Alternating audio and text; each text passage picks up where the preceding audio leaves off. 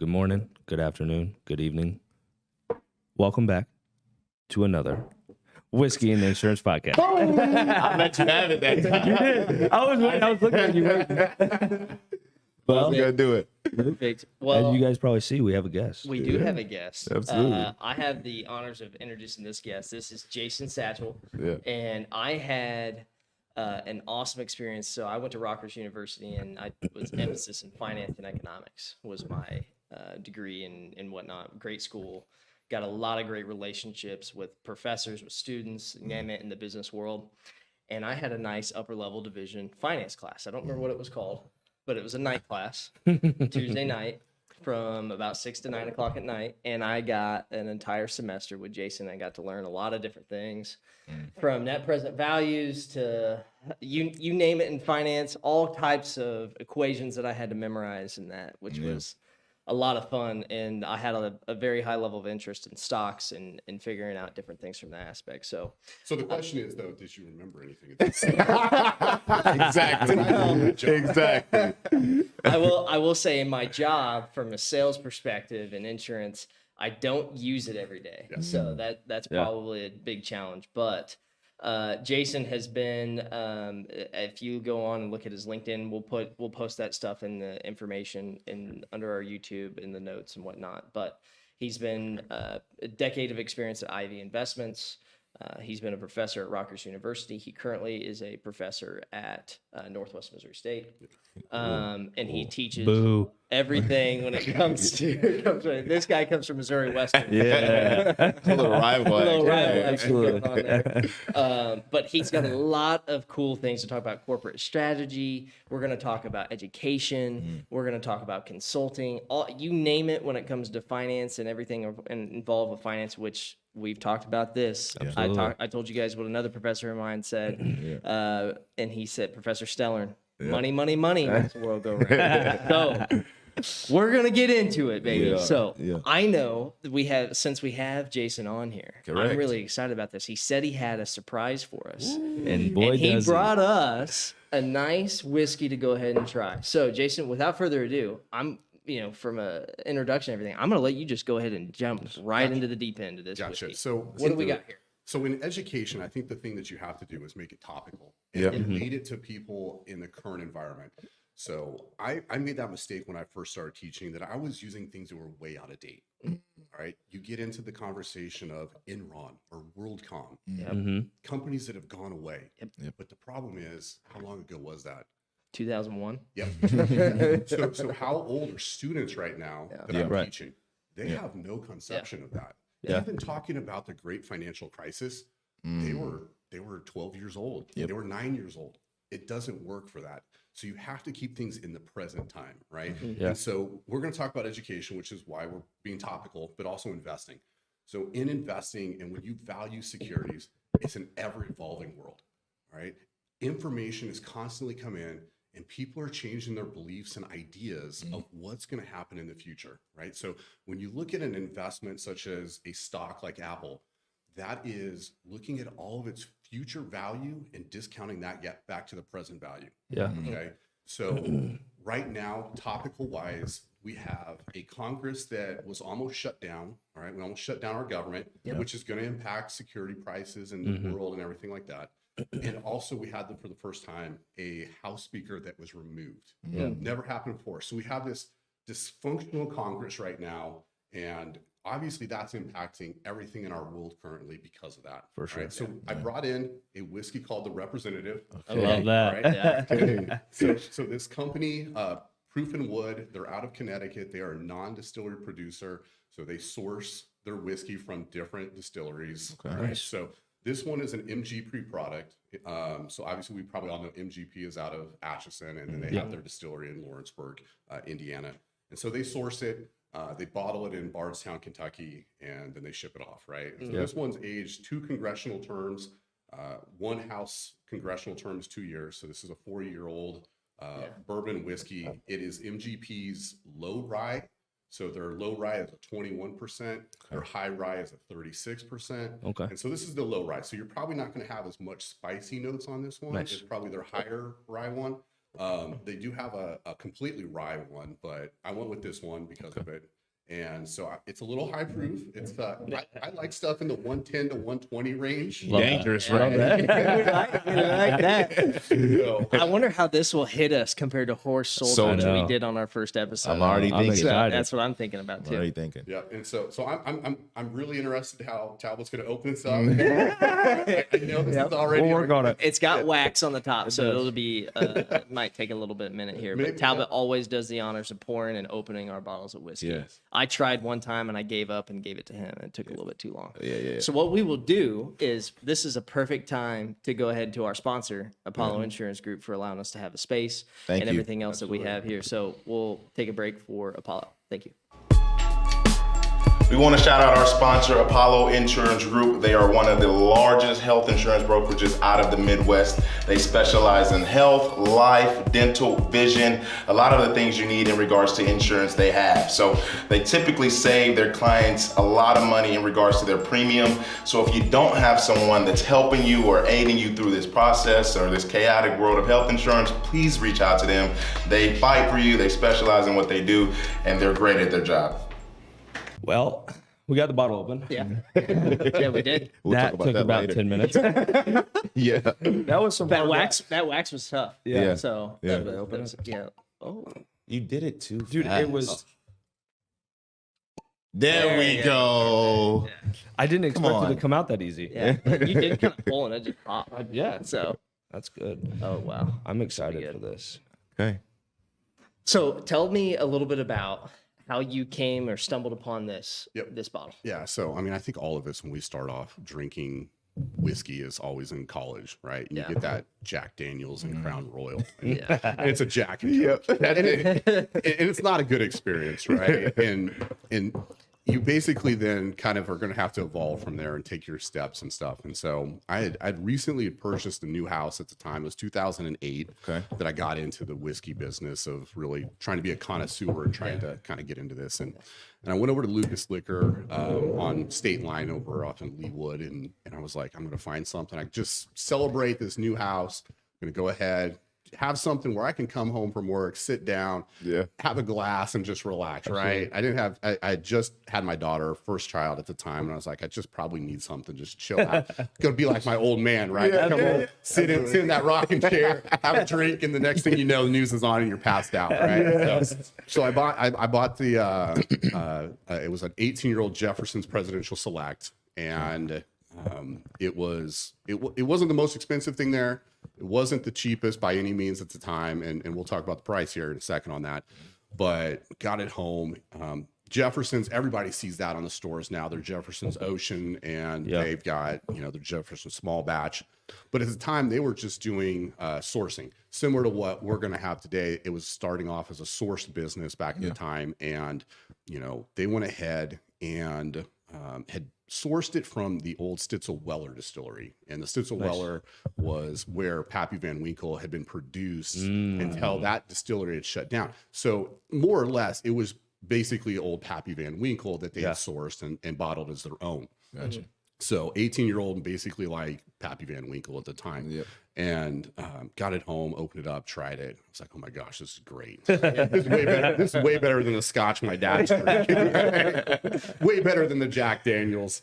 And so that bottle, I couldn't tell my wife at the time I bought that because I thought she was just going to go ballistic, right? Like she's going to just be like, get the hell out of here. But the evolution, right, has changed so much that even cheap bottles now go for $90 easily. Wow. Right. And so at the time, this was $89.99 for this bottle, which at the time, 08, I'm thinking like, that's a lot of money. Right. For sure. And so, but that bottle today goes for a couple thousand on the secondary market. Only if you kept it. If we only kept it, right. But It just was too appetizing.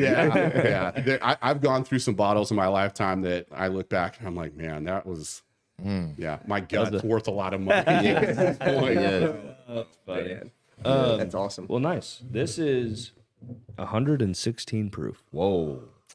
That's up there. In up our there. in our line, where does that place it? That's the second. Second? Because we First have one Horse Soldier, which is 125 126. or 126. 126. And then we have this one. Okay.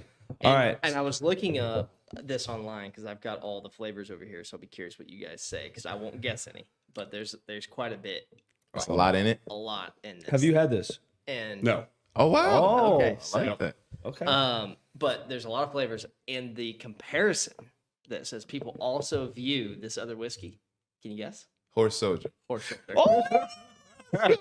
Let's go. So- Let's go. So Horse Soldier, if you watched our first episode, it had a flavor of butterscotch that was in it, and but the first time you drank it, it hit you like a bullet. Yeah. Right. That's what the owner said because he It was got to meet awesome. and talk. Yeah, to I got to meet the owner owner, of which was cool. So Okay. it was really neat, and he signed it off to us and everything. So Yes. it was really neat. But I'm really curious to see how this compares. I am. But Well, What we do know you what to smell? do first. We Yeah. got to smell it. That's We the gotta first smell test. it. That's the first test. yep, you got to smell it. You got to see what your guys are getting. I'm not gonna guess, so you three are gonna have to guess the smells, and I'll tell you.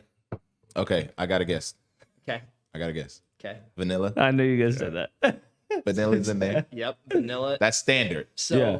so there vanilla is part of this. yes. Okay. Okay. You're going to smell sweets in form of vanilla bean scone. Ooh, I like that. I like that. How they worded that. Yeah. Mm-hmm. Yeah, it definitely it's on this. It's not a very floral Uh-uh. at all, right? It's not that. Nope. Very It sweet. does not have floral. Let me tell you. Okay. I'll give that So- away. It has- Go ahead. No, you go ahead. No, you can mess up first. Go ahead. You got to go simple. Just go brown sugar, vanilla. Literally. Well, one of these times when I say caramel, it's going to be right. It's gonna be right. There's no No caramel. It's a fruit in there, Luke. No, it's a there's fruit a in fruit. there. No. There's confectioner's sugar, so powdered sugar. Okay. Okay. So you were close on the brown sugar. Okay. No I don't fruit know. though. You want to No. guess? Because I don't know. Oak. I mean, yeah. Is oak in there? It's not Well, a yeah. very heavy oak, though. No. Yeah, by any and, means. and- Subtle. and it's only aged. I mean, 4 years is still aged, but still, it's not like it's 18 years, so it's not going to be very like rich, Like, in yeah. oak flavor or whatnot. No, I'm with you. Yeah. Okay, I don't know. I don't know what else. I'm I gonna be don't know honest. what else. This one stumped me. It's not peppery at all. So Mhm. yeah. Honey? Did we say honey? Nope. So this is. Listen. Hold on, we got to taste it first. We got to taste it Can Okay, we first. okay, get okay, something yep, right, taste. please? We can taste. Oh, yep. Okay, I didn't- let's go. I didn't take a sip, so All right. Whiskey for the souls, insurance for the wallets.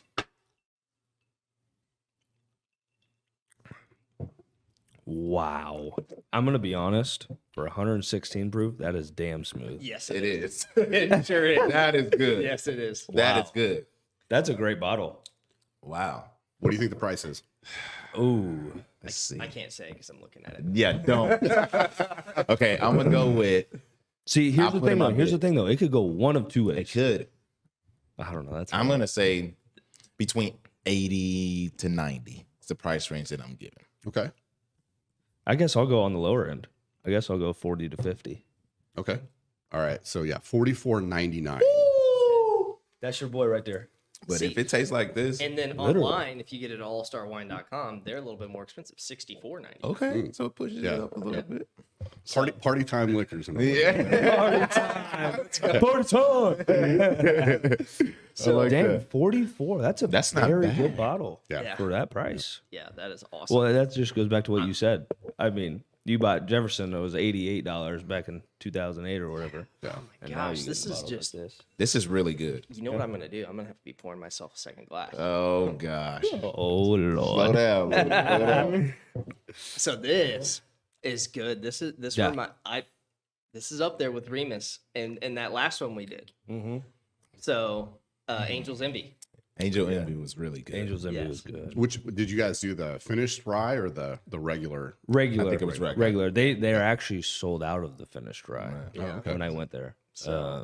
Or else I would have got that because Yeah. I do drink a lot of Angels Envy. Okay. Well, we know what sector is next. We have to rate it. Well, hang on. We haven't. Oh, yeah, he's gotta tell us all the tell you notes. what's all in this. I'm going to Oh. read this to you. I'm guys. skipping Please, ahead. please, please, Do please. you guys, do sorry. you have any more guesses? I mean, think After sweets. I Cinnamon. tasted it, It's got a little cinnamon, but it's not heavy on the That's what cinnamon. I taste it.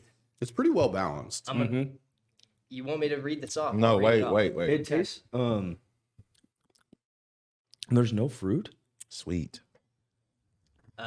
Chocolate. There could be. Yeah, there's chocolate in this. Yes. It's dark chocolate. Dark chocolate for Dark sure. chocolate. that's after though. You want to know That's what after. it is? That's the end of it. Yeah. You see that? Nutella. Oh, I knew it was giving me that. It was giving me that. That's what it is. Hazelnut. Hazelnut. Yeah. So this is what it says: bakery sweets in the form of chocolate chip cookie, Ooh, vanilla bean scone, confectioner's sugar, okay. and Nutella, along with fresh garden herbs and red apple on the nose. Red apples. So they took a cookie recipe. This Some full whiskey. and rich palette turns to lemon meringue, vanilla cake, blackberry tart, and bitter chocolate. And pecans. Okay. And it's got- Okay. I can get the bitter chocolate on Yeah. That chocolate I'm I'm telling you, it's well built with depth and dynamic flavors. This It's bottle. exactly what it says. Wow. Think of all those flavors that are just in that right there. I mean, That's the most of it we've had. Most of the Yes. flavors is like Yeah. maple syrup, butterscotch, Honey. It's got some oak You in know. it, maybe some stone. But then we fruit. had Toki, which Yep, had Toki. like thyme. Yeah, and- it had some that's Whole some different- Japanese whole stuff in different, there. But yeah, this is wild. Yeah. Oh, that's wild. I got to give That's it pretty to cool. this one. That's That's by pretty far cool. For most 45 flavors. bucks, that's a pretty For $45? Absolutely. Yeah. stuff you Absolutely. see on the shelf. If you can get the nowadays. bottle open. You might give up before then. But if you can, it's a good bottle. That's Is that good. not wild? This is No, really that's good. Yeah. really good. That's very good. Okay. It's even better without ice. That was a shot. That wasn't shot enough. Hey, now on the real though, ice helps bring the flavors It out does. of the whiskey because it helps bring the it dilutes the whiskey a little bit so you can actually taste each flavor. I did read better. that. Okay. Now Okay. it does dilute it, so you're not getting the full effect. Yeah. Well, you're not. But you're not getting what the distiller sat there and Yeah. produced. That's true. Yeah. They've Maybe watered hey, it down. And maybe next one when you pour it, since No we don't ice. have any ice, we'll just try with no ice. Okay. All right. Okay. All right. But man, it does not taste like 116 proof. Marquand's favorite part. Let's get to what's in the bottle. Let's get to rating this. We gotta see what this rating goes, how it goes. So You want to do it? I'll do it. Let's do it. All right. And we got price. I know. I'm good taking. price, good flavors, Dude. and 116 proof for being that. smooth. I am taking everything into account right You now. remember what you said last week? I remember what I said last week, but remind me. Angel's Envy was your top second, and nothing's going to go above that. Yeah. okay. you did So, say that. I heard what I said. and that was an 8.5. Is this better That than was an Remus? 8.5. That Is was this better 8.5. than Remus for you? It's not push. It's not. Okay. It's not there for Remus yet. right. It's close. All right. But I will say, this right here. I mean, it is smooth. They compare it to Horse Soldiers, like you said, right? But it's smoother. It's not a bullet. Yeah. It's like a little blister. Horse Soldier was harsh. Yes, it was harsh. But This, also it goes with the story. Yes. it does. Yes. But this smooth, right? And it goes down like just Nothing. elegant. Yeah. It's elegant when it goes down. For sure. And the flavors, everything that you just listed in there, wow. I mean, we have chocolate. What else do we have? Lemon meringue. Lemon meringue. We got vanilla had bean vanilla scone. like- Nutella. It's a Nutella. cookie. It's a cookie in a glass. Yeah. You know. yeah. So for me, I I love could it. sip on this. Yeah. Yes. Yes. This is a sipper. We've had several sippers. We have. This is a sipper. This one Yeah. is a good one to just sit around. Like very good. I'm coming home from work. Yep. I get home, Yeah. pour myself a glass, maybe smoke it, get a little. And you can do it every Yeah. day. You don't have to worry about, hey, it cost me $100. For sure. And now I'm going to save it. And that's another thing, the price on it. I mean, Yeah. fantastic. How much was Horse Soldiers? 110. 110. Yeah. We got $110 compared to, what was it? 44? 44.99. And it tastes 95. like this. So for me, my highest was what? A 9.5, I think. Yeah, 9.5 Remus. Honestly, guys, this is a 9. Oh, lied. that's the second He lied. favorite. He That's lied. the second favorite. He lied. on last This week's episode. This is a You 9. caught him first. I didn't think that it was going to do that. Yeah. But this is amazing. I like it. Yeah. 9 for me. I'm gonna follow right in suit for another 9. Let's go, baby. Let's This is go. on a 1 to 10. So I'm value and everything that I've got 9. Nine. It's higher. It's higher than everything for me. I guess Remus was my highest at 9. 9. I think I was just went. It was at 9 at Remus? That's I it? can't remember. I think it that was was over episode 9. 4. Yeah. I don't remember I'll have to go back. Let me know in the comments what I rated Remix. I think I'll be right there with you. I'm gonna do an 8-9. Oh, wow. 8, 9, or 9. We all like this. I love That's this. the first time fire. we've all been this High. close. Yeah. And this high. Well, hold on. I know, but all three of us, what I'm saying. I know. But we've normally not been on the same wavelength. At all. At all. You're at a 6. He's at an 8. Yep. I'm at a 10. Yep. Something like that. Now you do like your whiskey. I do like my whiskey, Okay. and there is very high bars. Oh. There, it's a high bar. Do you know what your highest one is, or what your favorite one is? So I like. So you guys tried the Remus. Yes. Okay, the George Remus. Yeah. They also produce a Remus Repeal, We We have to get that one. and the Remus Repeal. I've done every one. I haven't had the batch one. I've never been able to find the batch one, but 2, 3, 4, and all. And I've had their Volstair. I haven't had, which was a 14-year-old Remus Repeal. Okay. And they've gone and they've done, I think, a 15-year-old Gatsby, and I haven't done that one. So the Gatsby and the batch one, I've never done. But I would probably say the Remus Repeal Voltaire or Voltaire Act or whatever it was. Okay. Is the one that I probably would put at the highest. He's got Remus at the highest. Yeah. But I'm going to There's tell you right different now, There's levels. there is a very big difference between that George Remus you had and the Repeals. Okay. A huge difference. Okay. So yeah. So just keep That's- that when you get that. That's a future. That's a future one. whiskey That's a for us. future one. to try. Absolutely. You're We're gonna gonna remember that. you're gonna go ahead and readjust. Hey, can you go ahead and make that note, Rod? Yeah. Try Yeah. the repeal you said. Yeah, Remus repeal. Repeal. And they Remus do Repeal. it. They do it in batches, and so each year they put out a different batch and stuff. Okay. But I'm going to give this an 8. Okay. Yeah, Yeah. yeah, and part of that is because of the value, Yeah. right? And so I think there's other ones that are more complex and have some better tasting notes Yeah. that might stand out a little bit more. For sure. But for the value that you get, Yeah. that's a really good bottle for Absolutely. $45. Absolutely, yeah. Yeah, I think that is the biggest thing. Like, there is a lot going on in that bottle, but I just don't taste everything. You know, I forgot which one it was that we tasted that you literally tasted every single note. It was like 3 weeks ago, but it was just, it's still a very good bottle. Absolutely. This one is. Now that we've rated this, Yes. and and to be honest, it's all pretty high rating. It's an average between the three of us, probably like an 8.7. Dude. But at a minimum 8.5, because you were at an 8, we were all at pretty much 9. 9s. So 8.5, yeah. without further ado, I think it's time for us to get into some of those topics of investments, because that's what some of our listeners are wanting to know about. Absolutely. We have a lot of college listeners that are in finance and insurance. We just talked about that on our last episode. For sure. One of our listeners put in a request for us to talk about some topics about emerging young professionals getting into the industry. So I know that we've got some young listeners, and I know that they're probably like, man, what's going on in the investment world? Exactly. Like, what in the heck? Right. So as we kind of go into this, can you discuss the role of where we are at today in education and upper level education? So we're talking about colleges, university education, finance classes, economics classes, you name it. Let's dive into that. Yep. And I think that's a great place, because we are at a time in place right now in higher education where it is going to be a divergent between different universities depending on which way they're going to go. There is the value proposition. We just talked about a whiskey. If this whiskey got more value than one that's 110, right? Yes. Do I go to college and spend $150,000 on my education? Or do I go to a trade school, or do I just start working and find some other avenue to go? Right. And that's what investing is. And a business will make investments. We make investments ourselves. We buy Apple stock, Google, whatever that might be. Right. That's an investment for us. A business will make an investment in going ahead and building out some type of project that's going to earn them a future return. Right. Yeah. And there's going to be an initial investment, just like we are making investments. Going to the gym is going to make sure that I have a healthy body, that I can live longer and hopefully earn more money.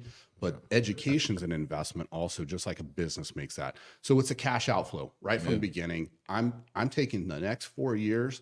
I'm not getting anything out of this. It's 150 grand out the door. Out the door, right? And You're signing up for. Yep, I'm signing up for that, and that's out the door, right? To get a college education at this point. So does that when I go ahead and look at all those future cash flows that I'm going to generate because of my college degree, and I discount that back to the present value and I subtract out what I spent to get that, does it make it positive, right? And some of those degrees are not worth it, right? And so you have to, as a college student, determine if what I'm getting is going to actually generate me a profit. I tell every one of my students when they come into my fundamentals of business class, you are incorporated, right? You're Luke Incorporated, right? Talbot Incorporated, right? You are your own business. And when I always use this in class, but I hate bringing this person in. Kim Kardashian. Oh, There is no better person in this world that has turned themselves into a business. But that's what you have to be as a business. And you have to look at yourself as a business in that perspective if you want to like actually decide if something's worthwhile. Right. And so a college education in some ways is not for some people going to be worth it. Right. I remember when gosh, I hate being the old. Right. When I was young. This old person in this room. So learning, right? Yeah. I think my personal take is education can change your life and future generations of your children or dependents going forward, right? You can get out of poverty with education. Now, education does not mean necessarily higher education. That means a skill or some type of knowledge that you can use to go ahead and further your monetary goals, and then obviously everything that goes along with it. You're talking about self-education, which on our last episode, we just talked about. We sure did. Jake, the senior from Wichita State, he brought this up. He wanted us to talk about how to get into the industry and be successful. Get ahead. Get ahead. Start early. Don't get in the books. And that's what my thing. We talked about. I got my license when I was 18. I started going to meetings when I was 14. At a table like this, list of people didn't say a word, but guess what? I soaked in information, soaked in knowledge.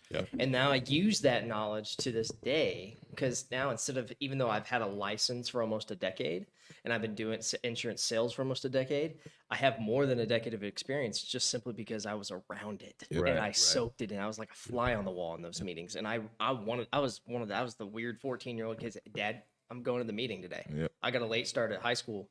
I'm going. I know it's at 8 to 9. I can be at school by 9:30. I'm going. And then every summer, my summer Monday mornings was going to a Monday morning meeting with my dad. Just because I wanted to. I wanted to get ahead of my peers. And that's a good point. And it's 100% self-education. So it's huge that you say that. Yeah, you can listen. The movie Good Will Hunting, and Matt Damon says, I can, he's $2.50 in fines at the library, right?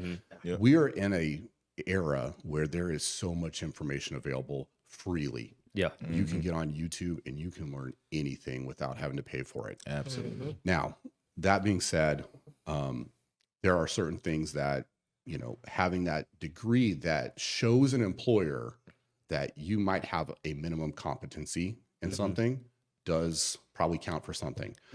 But that is where I think education is somewhat now going is, how do we as an employer judge if where you went to school and you went to school is equal? Did you receive the same thing, and did you get the most out of it? Absolutely. And so you're seeing a lot of times where certification now has really become an actual major thing that employers are looking for. So in the financial industry, you really have 4 major certifications. You can be a certified financial planner, you can be a chartered financial analyst, chartered alternative investment analyst, or maybe a financial risk manager. So those are 4 different certifications.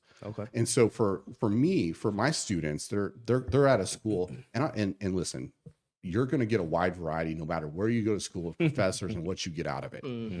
And so they're going to be able, like, how does my students, because it's not a top 100 school, it's not an Ivy League school, how do they stand out?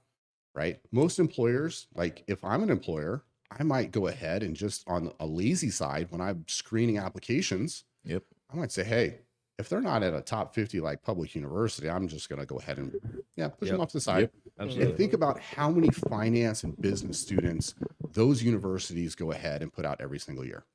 There's a lot. And so how do you stand out if you're at a school that doesn't have that reputation, right? And so I've had some students here lately where I've really pushed that on. I said, listen, you need to go and start this certification process. You're a senior, you need to start on that level 1 of that chartered financial analyst program. And they've done that, and it's worked out really well for them. Nice. They've gone and they've applied to jobs where I know for a fact that if they didn't have that going into it and past that first level, they would never have actually been. They're because we and obviously there's all kinds of people that say standardized tests are biased and everything like that.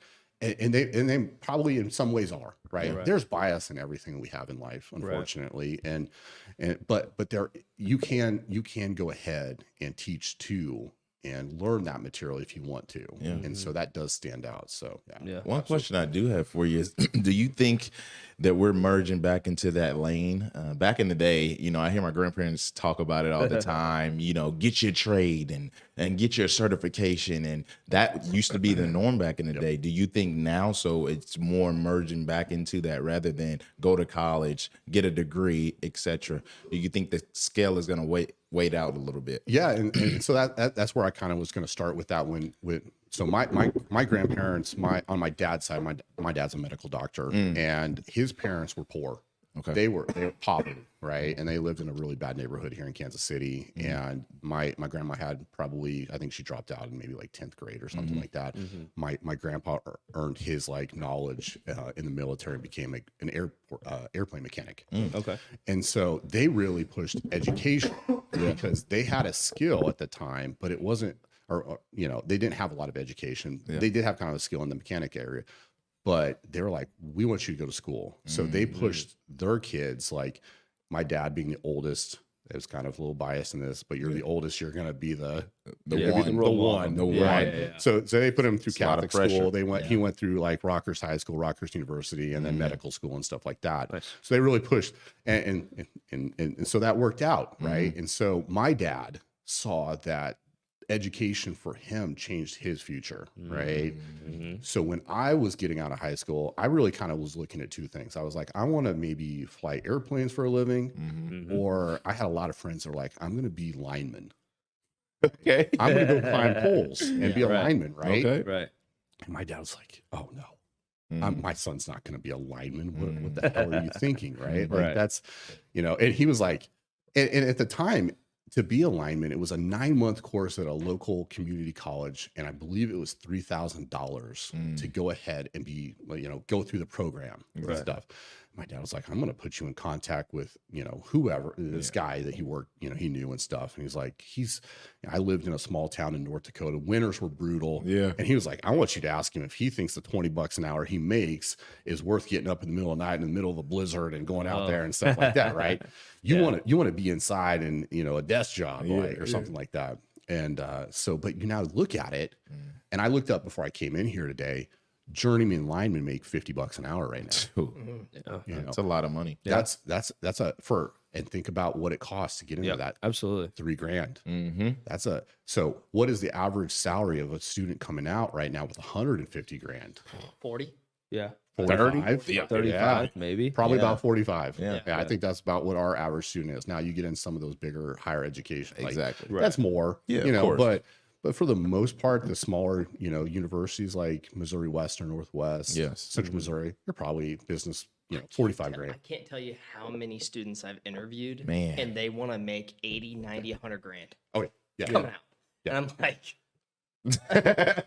that's great. Go find it. Yeah. If it exists. Yeah. And when you find it, let me know. And our average income, just so you know, you may or may not know this, our average income for our first year sales agents is $45,000. Correct. And then our average second year income is $100,000. Correct. Our average third year income for our agents is $150,000. Yeah. Plus. Yep. So, but that's sales. Right. That's sales. And from an insurance speaking, that first year, those first 12 to 18 months is brutally hard. Oh yeah. Brutally hard. Yep. So, but I find it really interesting from that aspect too. But yeah, you're 100% from education perspective and trades, what you guys were talking about. Yeah. I think it 100% depends because I value the education that I received from Rockhurst. Yeah. But I think students need to begin to make decisions not on where they want to go fucking party. Yep. There you go. There you I'm go. sorry, but There you that's go. the reality. Like Yeah, I that's made a true. decision to go to Rockhurst University, not because I was going there to want to go party. I made that decision because of the business school, the network I was going to have in Kansas City, because I knew I wasn't going to go to the East Coast or the West Coast. And have so that. if you want to go work in New York or Chicago, guess what you shouldn't be doing as a student? You shouldn't be going to school in Kansas City or Mizzou or whatever. You need to go to a school in Chicago because that's where you want to build your career. You need to build your network there. Correct. If you're fine building a network in Kansas City, guess what? There's 2 schools that you should be at in KC. UMKC, Rockhurst University for business. In my opinion, I could be off on that, but that's my thoughts on that. But you've got to be able to make connections and inroads that can lead you to deeper connections at a career level. Yeah. And that's what your degree is going to give you. Absolutely. Your degree, I had your class and whatnot, but the reality is, from a finance perspective, I don't use any of those things on a day-to-day basis. I mean, there are some things, I use some net present values, I use some of those different stuff, but from a perspective of like usage, I think it's more of a network and relationship based, more than really anything from a value, like unless you're specific like engineering or you're going to medical school or you're doing something for like a specific instance, then you're going to receive the exact value out of your classes that you had. Well, and I think that's where education, like right now, if you're going to change that value prop, what do you have to change about the education you receive? So if I go to school right now where I teach, and I'm going to get a bachelor's degree, probably about only 30 to 36 hours is going to be business classes. And the rest of them, like biology, chemistry. Yeah. And like, I'm not about, the idea that you shouldn't have a well-rounded education, but does that help you if you're saying, I want to be in the insurance industry or I want to be a financial professional? I couldn't agree more. Is that going to help you? No. Is that where you go ahead and get on YouTube or all the free education resources? I had to take philosophy. Philosophy and liberal arts classes that were forced upon me. Communications, which I mean, you can use communication in public speaking, all that stuff. But the reality is, I shouldn't have had to take a 3, 6, 9 hour total of credits for all these different stuff. I took physics. Yeah, physics. I was a business major. Yeah, right. And so you look at like a master's degree, and if you went to, let's say, UMKC and you got a Master of Science in Finance, those are like 30 additional credit hours that you would have. Wouldn't it be better if you went ahead and you eliminated 30 of those hours that are probably not going to be something you're going to use later on down the line? World religion, and put that all in there. money. I had world religion 3 credit hours. And I'd get in an argument with my professor at Rockhurst University because she would try and tell me different things about the other religions and why I needed to know that. And I would just say, why do I need to know Middle Eastern religions? Like Greek mythology. That one stood out to me as Western civilization, Greek mythology when I was at KU. I think what we're coming to a crossroad between book knowledge and life knowledge. That's the crossroad. And how important are they both? And what really advances you to what you need to do or what you want to do in life? Because life can teach you a lot. Your parents can teach you a lot. Just like you said, you had, religion and all of that. I'm getting that at home. My parents can teach me about that. I don't need to know that. And 99% of the students disagree with whatever their professor is talking about when it comes to religion. Guess why? Because we all have our own opinions on it. Right. There you go. And it's an opinionated subject. So leave it alone. That's very leave it alone. Leave it alone. And that's it's crazy because like what I was thinking about that I ran into after I graduated, one of my buddies, he had to write a check and he didn't even know how to fill out a check. And like it's just like it's that kind of stuff. I'm like, we go to school and we pay hundreds of thousands of dollars or 50s of thousands of dollars. And it's like, you can't even write a check. Like, how are they not teaching us the basic banking stuff? classes, nothing like that. Nothing that's going to help you or save money. Perfect example is like how to properly network. Yes. Yeah. like socialize, like networking in the business setting. Yep. I can't tell you how many times I go to a networking event, and you guys are all going to know about this, especially you, because I know that this would have happened if you went to a networking event as a financial advisor. The guy that's 50 years old. Hey, what's your name? How are you doing? Here's my business card. Here's my business card. Yep. Here's what's your name? Here's my business card. You know, it happens every stinking networking event. I'm like, dude, this is going in the trash. Literally, I don't know anything about you. Yeah, I mean, it's a relationship. How about you talk to me first? Right. Let's interact. Yeah. Right. Let's interact. Another thing, one of the cool things. Shout out to Rutgers University because they did teach on this. Okay. As you are going into a company, and if you're an intern or your first year at that company, and you go to an event that is for the company, and you have a drink in your hand, you should have one drink at that event, even if you're as of age. One drink And if they max, do, right? and if they do Just a one. toast, that's when, and you should hold it. You shouldn't be drinking your drink. Right. As you're brand new in that company, you got to learn. You got to learn the people. You've got bosses that are there. You've got managers that are there. You got people that are watching how you interact in front of other people. And so I remember Tracy Blasdell, Professor Blasdell taught this class. It was called Professional Readiness. I think it was something like that. It was a freshman or sophomore year course. And I'll never forget it. She said, if you're at an event and you're doing an internship, you should carry one drink. And if and they're doing champagne or doing a toast to you or whatever it is, you should raise your glass, you take a sip, and you hold on to that drink the rest of the night. You should not go back for a second. You certainly should not go for anything more than two, because they're watching. That can impact what they're going to do with your future career, just as a reality. And that was a class that they taught at Rocks. And those are the things I guarantee you. For sure. We didn't know. Yeah, Don't you don't those things say it didn't 'cause even- we didn't get taught that. Exactly. No. And you and I both know the people that we've hired. You know, Oh my God.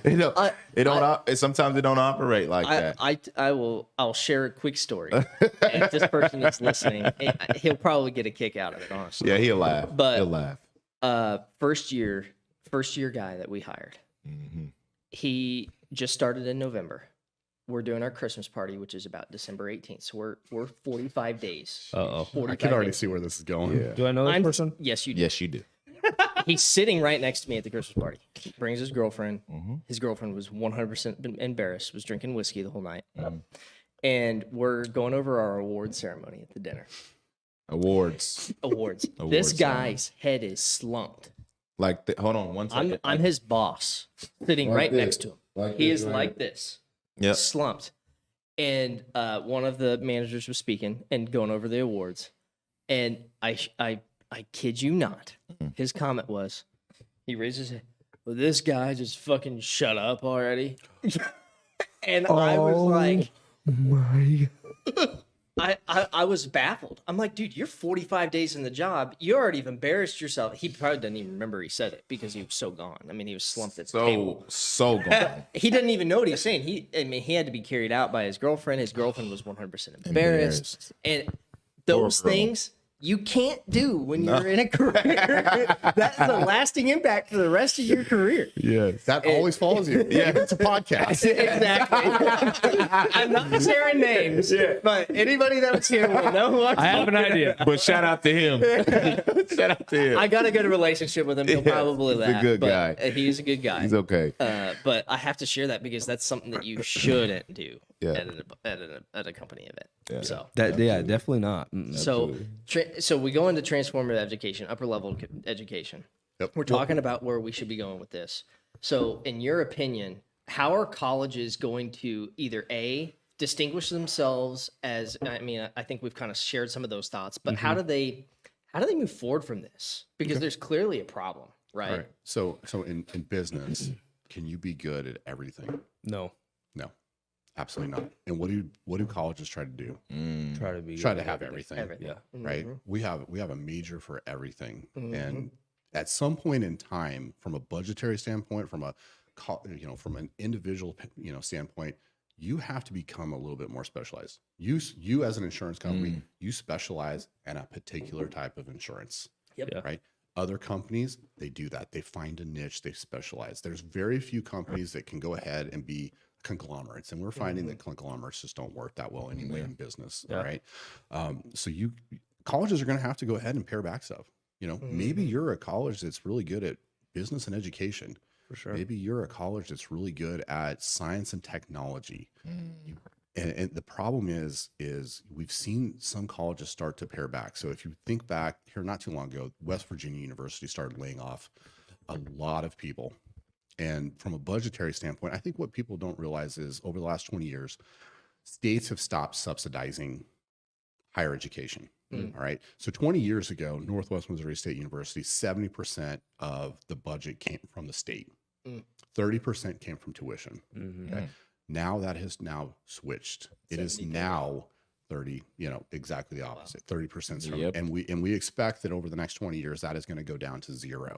So people are like, oh, higher education, the cost is going up. Well, yeah, because now it's not being subsidized by 3 million people in the state of Missouri, 4 million people, right, paying taxes. It's now it's on the individual, right? And maybe that's the best thing. I don't know. I think as a society, having more education is a great thing and stuff. But where do you draw the line on how much you help somebody else out? And Correct. That's a conversation to have. But yeah, so it's definitely changing, and you're going to probably see universities have to figure out how to live in a space where they are now needing to evolve. And higher education, I'm sorry, is, having worked in business, it is the slowest industry I've ever seen in my life, right? Like, it moves at a snail's pace. Like we go to online classes and we think that like that's progressive.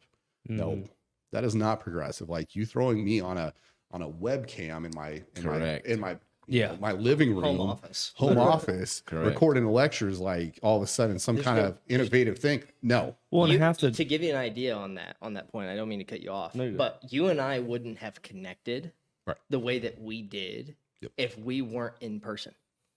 And straight up wouldn't have happened.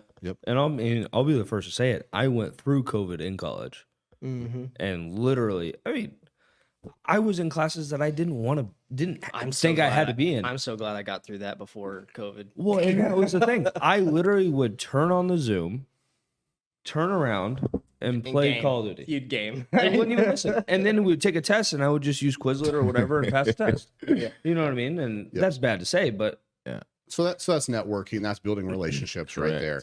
But I can tell you right now, when we do a online lecture, there is more technology in this room for this podcast right now than I do for my class. Right? Like, that's, I mean, we don't have like a room where there is a dedicated person actually going ahead and shout out Rods. Yeah, right. Absolutely. He's going to do some work today, right? There's no editing. There's none of that, right? And it's that if you're paying 150 grand, you want that. Yeah, man. You should be demanding that. I would have loved to have been able how to learn how to run a podcast rather than being self-taught. Literally. Hey, but we're doing a pretty damn good job. Yeah, sure absolutely. So, hey, and that reminds me. Please subscribe and follow our channel on YouTube, because if you are, we are giving away. We're doing a giveaway. We're very close to 1,000 followers. We're doing a giveaway once we reach to 1,000 followers on our YouTube channel, where we're giving away 2 bottles of whiskey to 2 lucky winners. But you have to be following us on either TikTok or Instagram. So it's a subscribe to our channel and then a follow to IG or a follow to TikTok. You don't have to follow both of it, but you'll get our information there. We appreciate the views. We appreciate the subscriptions, and thank you for the support. But giveaway is coming soon. Yes. Well, I'm going to pivot. Okay. Pivot for us. More on the investment side. Okay. Let's get in it. Let's do it. Let's do it. How do you think? Because obviously, COVID. Crypto was huge. Huge thing. Okay. How do you think that is going to impact later? Because I know you probably heard a lot of talk about how Bitcoin has become a currency that we were going to potentially use or rely on. And obviously, coming from your side, you're a lot more knowledgeable than me. But I want to hear your thoughts on that. That's really good. I love that. This is a good topic. All right. So I could talk about hours on this. Crypto. All right, so transformative learning and education, it's an actual theory, right? Okay. And so within that, there's 3 main tenets that I'm going to teach you some things like basic theory, but I also want you to learn to think for yourself. You need to be able to take in everything around you and decide what's the bullshit and what's actually Absolutely. Right? There's so many people that watch TikToks nowadays and think that that's it. Right. That's end all be all. End all be all. Right. And my kids, I'm like, oh my gosh. Please stop. Right. Hang on. I talked to somebody that does marketing and that we are looking at for hiring. And they use TikTok as their search engine. They're utilizing TikTok for more than just video now. It's becoming it's wild. Yeah, and there's nothing wrong with that. It's where you get your information. Yeah. For sure. And if you can go ahead and shift through all of it. Correct. Right. You have to, and I think that's one thing where some individuals that are coming up in this new technology age are having trouble with, right? It's shifting through all the different. For sure. So transformative learning, understanding yourself. All right. So understanding yourself, also understanding your convictions. All right. We all have beliefs. You talked about beliefs from what you learned at home. Yeah. Right. Absolutely. But you also have to be able to see other people's beliefs and be open to those, right? I agree. You have lived a way different life, I'm guessing, than I have. Yeah. And I have to be open to understanding where you are coming from your background and your understanding and beliefs as well. If we're going to ever progress as a society, I have to go ahead and be open to that. Yep. If we're going to 100%. be able, if you and I are going to ever connect, Yep. I have to be open to that. 100%. I am stuck in one singular thought process. Yep. Yeah, I'm excluding a lot of people. Absolutely, sir. I Right. love this. Yep. This is so, And so- perfect. Yep. This is good. Yep. And so after that, once you're able to go ahead and understand yourself and go ahead and look at your convictions and be open to other people's beliefs, Oh man. you then have to have a behavioral change. Man. It has to affect you some way. You have to want Yep. better. Yeah. Go ahead. And so you have to make a change. And now a lot of times that change, unfortunately, is because of some kind of dramatic event. Yep. Yeah. We don't want to make change. Changes are hard. They're uncomfortable. They're scary. So you have to, a lot of times that change doesn't come until something happens that forces you to really reassess and do that. All right. So Forces that's you that to whole, change. that's that transformative learning aspect of you're going to be able to really change as a human being and be open. And once you're open, you're going to have a better understanding of your surroundings and everything going on. Right. And that's what investing is. All right. We talked about knowledge when we started off this conversation about every day, everything that's happening around us is impacting the value of investments that you and I are making. Okay. The better we can understand society, the better we can go ahead and make actual judgments on what's going to happen because of that. All right. With a financial asset, financial assets are based off of all the future values that it's going to generate and bring it back to the present value at a discount rate. All right. So there's a little bit of science that goes with it, right? But there's a lot of judgment. All right. Understanding what different aspects of society are the most important and what is just noise. All right. And so the better well-rounded we become in that aspect, we can then make better judgments and understand what something should be worth. All right. So that's what a financial asset is, right? We are looking at all those future values generated, bring it back to the present. Okay. Cryptocurrency. It's crazy how he tied all of this I'm just together. telling you, I was seeing it as it was coming together. I was like, this is man, insane. I see it all coming together. We gotta like be it. willing to change. But hang on, I think there's a but coming in.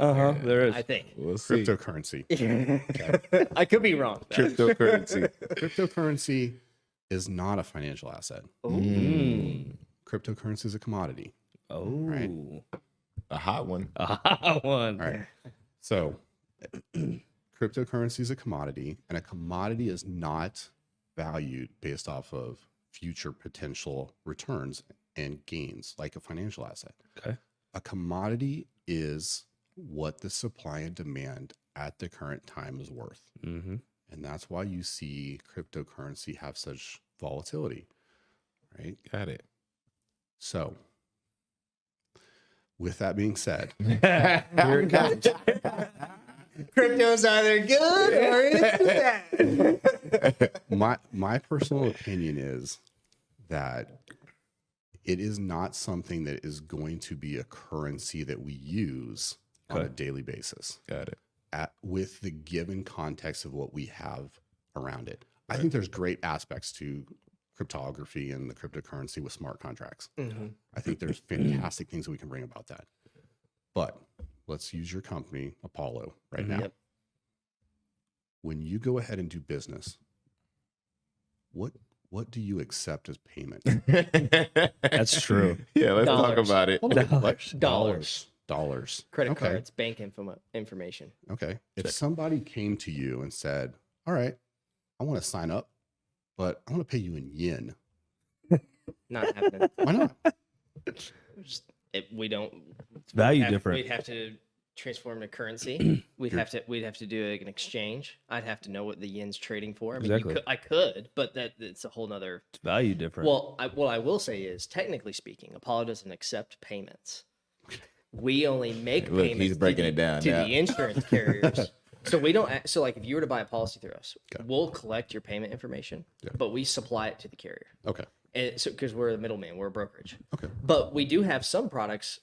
There is a product that we offer, Aspire Dental, that is our own product that we do collect payment, but then we remit back to a network and all that stuff. We have a bunch of costs that are associated in it. So there is one carrier, I guess we say, that we collect actual physical dollars, but everything else, Okay. we're just supplying it to the You're insurance ruining his story. No, you're no, that's carrier. But no, But it's different aspects. Think about is. lead purchasing. yeah, but it's the same. It's the same thing, though. I know where he was going with it. Yeah, I Is- know. we're And I'll gonna- let you keep going. Yep, we'll get to that. All right. So with that, you don't accept anything but dollars. Uh-huh. How many cryptocurrencies are out there? A Hundreds. lot. Okay. So let's say that you decide that you're going to accept Bitcoin. Mm-hmm. All right. And the carrier doesn't accept Bitcoin. They've decided to collect Ethereum. Yep. All right. Well, how now you as a company now have to go ahead and figure out what's the exchange and everything. There are companies that are multinational, global, Apple. They have treasury departments that they know they're going to have to hedge and they can do all that foreign currency exchange. Right. Yeah. But as a small company, Yeah. do you have that ability? No. No, because to- then it costs money to exchange and everything too. Absolutely. So so because there is so many out there as a small business, how are you going to decide on what's that globally accepted digital currency? Damn. And how does that, because that's where it comes, right? Right. Like, yes, I think it's great, but you have to get like consensus. Right. We're going to accept this digital currency At this rate at, well, yeah, right. or whatever rate. And- Whatever it yeah, is. whatever it is, right? Because it's going to go up, man. And then Or the down. other aspect is what's happened with Bitcoin here since gone, COVID gone down a lot. gone down, right? Are you willing to accept Bitcoin as payment? If you know tomorrow it could be only able to buy half of what you had Literally. the day before. I was gonna say because it was over like It was 60 grand, G's, yeah. 65 or whatever. It Yeah, was. and now it's 20 29, something. 20, Yeah. 28, So something like so Less than that. you know, Yeah. we complain about the inflation right now in the United States, right? US dollar is Yeah. being devalued Absolutely. as it goes forward, right? Yeah. That's going to happen. We know that. Yep. But we know that it's a fairly consistent devaluation. I mean, over the last 20 years, it's been pretty minimal for that aspect, and the last couple has been not great. Right. But I know when I go into Walmart tomorrow and I want to buy a 2-liter of Coke, it's going to be $2, and the day after that, it's going to be $2. Yeah. Now, a year from now, it might be $2.10. Yeah. But I don't have to worry about if I accept payment in something, maybe it's like 40 grand. yeah, 40 grand or whatever it is, Yeah. right? And I think that's where those cryptocurrencies are going to have a hard time Yeah. gaining acceptance, is because they still are that commodity where supply and demand determine the Correct. price, Mm-hmm. and that's going to be very hard for wide acceptance. The reason why I think why I'm hedging bets on crypto, why I think it's a part of our future, and I do agree. I don't think it'll be a part of everyday value. I still think it'll be mostly a dollar in the U.S. Mhm. But I think that it's going to be investment like gold, where people are holding and then trading at a later date or whatever. And I think it'll continue to rise simply because of, if you look at Chase Bank, look at these billion-dollar organizations that are investing in crypto arms, a part of their business and banking, crypto credit cards. That only, and these banks didn't have to do that. So like Chase Bank, for instance, they invested, I think, I could probably look it up, but I'm guessing they've invested a ton of money. I know where he's going with this. Investment I'm gonna let him into finish. crypto. The money follows the money, and and that's That's where I'm exactly where he's going. and so these billion-dollar organizations, people that control the money supply, are investing into this billion or trillion-dollar cryptocurrency of Bitcoin, and this is what I will say. I think there's some others that are going to last, but there's two main ones that I think that you should be investing in: Bitcoin and Ethereum. I get Those what are the two largest. I mean, you could find the others. It's value. It's all about value. Just like how you found your $89 bottle of whiskey that's now goes for a couple thousand. I think those are going to exist. But the two first movers in the market and the two that control most of the market, Bitcoin and Ethereum. I get what you're saying. And I agree with that. I agree with that to a certain extent. But just because the money leaves a trail doesn't mean it's going to end well. That's true. You know? Damn. When you say the money leads the trail, do you think the U.S. government is going to allow the dollar to fail? Because if the dollar fails, then our economy is in a complete crisis. Yeah. They're not going to allow that to happen. All right, that just causes complete chaos. Yeah, Absolutely. Right. So there will be a digital currency. I don't think in 20 years we'll ever pull out a greenback and you're going to present a dollar bill to somebody.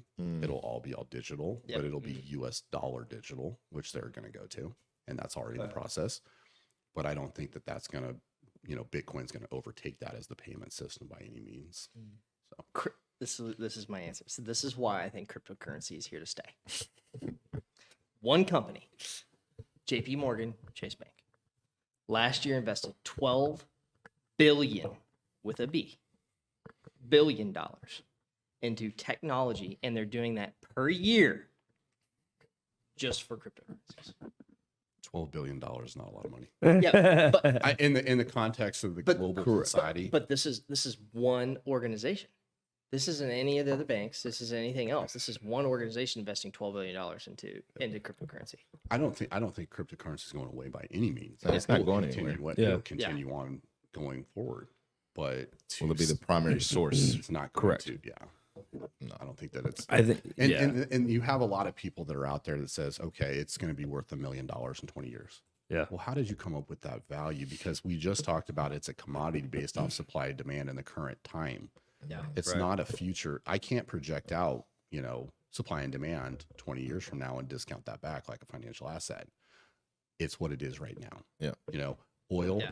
We don't know what the supply demand is 20 years. We don't care. It's what it is for right now for that commodity. So for people to come out there and say it's going to be this much or this much, that's just people trying to profit. Yeah, right? Agreed. They want people to go ahead and go out there and buy it because they hold it. Yes. And that value goes up because the demand goes up. See, that's what I was going to ask. Like, why do you think it was such a hot commodity during COVID? Like, why do you think it was such an influx in everything for crypto? And just because there was a lot of stockholders and like they were making a lot of money. 8% of JP Morgan. Before you say that, 8% is what they said. He's still on there. Hang on. No company invests that much money. I hear what you're saying. I hear you. It's not going anywhere, Luke. I know. I'm just It saying. will be a part of the world. 8% though of their total revenue. That's what I'm saying. Okay, 8%. So, as far as COVID, I think a lot of people did a lot of stuff. I drank a lot. I became very familiar with whiskey. I also went out and did walks, which I didn't typically do. Right. That's true. Yeah. But we got to a point where it kind of was this convergence between, you had a lot of different companies that came online around that time. Robinhood became very popular, right? That was that time? Yes, it was. I actually did that in college at Missouri Western. And so I saw within my own students where before COVID, there was less like students like actually investing. Right. COVID hits. Now people are paying attention to that stuff. And then you also get the fear of missing out. Yeah. Right. Yeah. And people go ahead and then start following that stuff. Now, in the last year, I don't think that I've seen nearly as many people getting involved in that stuff as during COVID. And so I think you're starting to revert to the mean a little bit of what was happening. Yeah. Because you put money in Dogecoin like I did. I think Doge to the moon. I'm going to ignore that one. But I think going back to what we were speaking about earlier, we were talking about commodities and it being a hot commodity. I think the difference between commodity and a necessity is longevity. right? We've had the US dollar for so long, security. right? Even though it devalues, like you said earlier, but we're familiar with this. We know what this is, right? And so for anything, and such as Bitcoin and whatever else you want to say, right? It has to be, I feel like it's just not being successful as of now because, again, it doesn't have the longevity streak, right? And not only that, it's just some say it's not as sustainable, right, as what we've seen in regards to the U.S. dollar. So I think it's a big difference in a hot commodity and a necessity in regards to what we're looking at. Well, and there's also the idea of technology adapting to technology. Absolutely. Yeah. Who can you want to bring up the idea of who controls the money For sure. in society among the generations? Who controls the money right now? Boomers. Yeah. How willing are they adapting to cryptocurrency? Not. They're not. So again, supply demand. Right. If they were super adaptive and they were demanding it, well then yeah, absolutely, the price goes up on that. For sure. But until that actually shifts to a different generation that is maybe more technologically, I don't want to say savvy, but more adaptive to that because they grew up with it, that might increase the value because demand goes up because that generation is demanding it. And it's coming. Which would take some years. It will take some years. It still has years to go. I think we're a decade, 15 years away from that because the boomers, it's just like any society. They're going to die off, and that money is going to transition to their kids, which is the millennial generation, or I guess Gen Z. Gen Z is after millennial. What's in between millennial and boomers? Gen X. Gen X. So it's going to be the Gen Xers, and so the question is, what's the Gen Xers going to do with that money? Because they're going to be receiving that being passed down and everything. So I mean, all those things are really good, key and good points. I agree. But I think we'll leave with one more topic. Yeah. Because I know we're already very long so far. We appreciate all the time. We appreciate all the time. We love this. I could sit here and We talk love another this. hour of a podcast with Yeah. you. Seriously. But I think we'll ask one question, reflect over everything we've talked about so far, from investing to education or anything. If you could leave our audience with some key takeaways, whether it's investments, whether it's life principles, whatever it is that you would like, or a main key takeaway, what would it be? Here it is. What would you say? Okay, so I think this goes back to your story as well. Education and investing can change your life for the better and your dependents or your relatives' lives. The key is start early. That is the biggest key in investing. The more time you have to accumulate wealth, the more you're going to accumulate, right? If I start investing at the age of 40 and I want to retire at 25, I just can't contribute enough to get to where I want. Right. I can't, the return that I can invest in, like, it's there, you can't get that. You're going to have to up the risk to speculative nature. So starting at 18, even if it's $50 a month and going that route, if you look at what $50 a month for that first year at 18 is worth when you're 65, it's a lot of money. A lot of money. It's going to be at least you having enough money for a year of retirement. And you do that at 19 and 20 and 21. You've probably taken care of, with just that money that you've done in those 4 years of college, first 4 years of retirement. That's huge. And that's not taking a lot of risk with your investments. No, it's minuscule. It's minuscule. It's only $50. But again, you have to have that mindset of, I'm going to sacrifice something now for something greater later. And I hit on that all the time. How many people in life are willing to do that? Not very many. All the time. So I had a goal, and I'll share this with people, and I'm not saying this to toot my own horn by any means. It was just my goal of myself, my personal beliefs. I was playing college baseball, loved college baseball, but I could have played Division II all 4 years, would have been fun, could have had a very successful career, whatever, but it wasn't making money. I was spending more time. I was doing 6 a.m. workouts. I was going to practice in the afternoon for a couple of hours. And then I was also doing, I was going to a local place called Premier Baseball, Premier Pitching, which was all weighted baseball throws and specific pitching workouts because I was a pitcher. And I was spending probably 5-6 hours a day just on working out for my job. And I remember going to my dad after my sophomore year. I said, hey, I want to make 6 figures by the time I graduate with my 4-year degree. That was my goal. I want to be ahead of my peers from that aspect. So I started at 19 years old, started selling health insurance policies to people who were 50 and 60 years old. And I remember my first time I ever asked for somebody for their bank information. Nervous. I'm like, Sweating. what? Why are they going to give me? I'm 19 years old. Why are they giving me this information? Yeah. And you know, I didn't believe in myself, so that was one of my first problems in sales. Believe. I have to believe in yourself at such a young age and stop doubting. Stop get the gremlin off the shoulder. Head trash. But exactly. But for me, I was able to buy and own my first house by the time I was let's see, that would have been 2019. So 20 no 20 it was I think it was 23 years old. Okay. I wasn't even 23 yet. 20. It was September 1st when I closed on it. I was still 22. I was 22 years old when I bought and owned my first home. And I went in and I invested money. And so from an investment perspective, real estate, that's real estate. And now that house, I have several $100,000 in equity in that home because I bought it before pre-COVID. Yep. Now I don't want to let go of the home because my mortgage. You're a lucky one. You're a lucky one. Mm-hmm. But that's an investment from if I hadn't started and stopped playing college ball, which was fun. Yep. Right. I loved it. I would have not gotten to that point in time being able to buy that type of a home. Absolutely. And then I made that investment from there. And sure enough, I mean, and sacrifice, talk about sacrifice. All I did was work and go to school. And I was doing 18-hour semesters. And so I would go in. So this night class that I had, this would have probably been my senior year, had to have been my senior year. I would always set up my schedule to where I was heavy on Tuesday, Thursday, so I could work most of my Monday, Wednesday, Fridays, because Fridays were off the business school. And so on Tuesdays, I would have like a 4 o'clock class that would get over. It was like 3 o'clock. It would get over at 4:15. So from 4:15 to 6 o'clock or 5:45 when that class started, I was working in a empty room, making phone calls to clients at the business school at Rockers.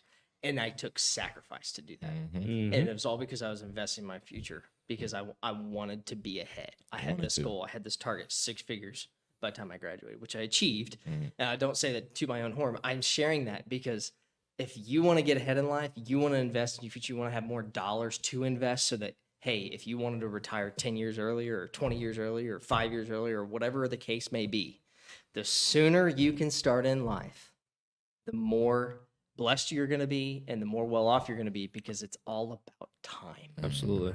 It's all about time, and time equals money.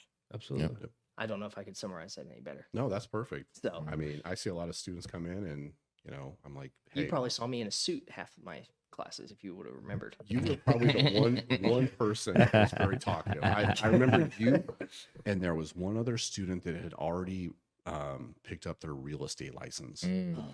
Was that Aaron Horvat? Was he in that class? I don't remember, Okay. but a college student with their real estate license and going out there. That's awesome. That's awesome. That is those were the two people. You and one other person that stood out to me as like those people I knew were going to be successful. Dogs. Yeah. They were going to be I dogs. sat in the second row. I never liked to sit in the back. I always sat in the second row because I knew if I sat in the back, I would doze off, You would not doze pay off. attention. You wouldn't pay attention, and I wanted to put myself in the front of class. And for me, finance econ, I loved it.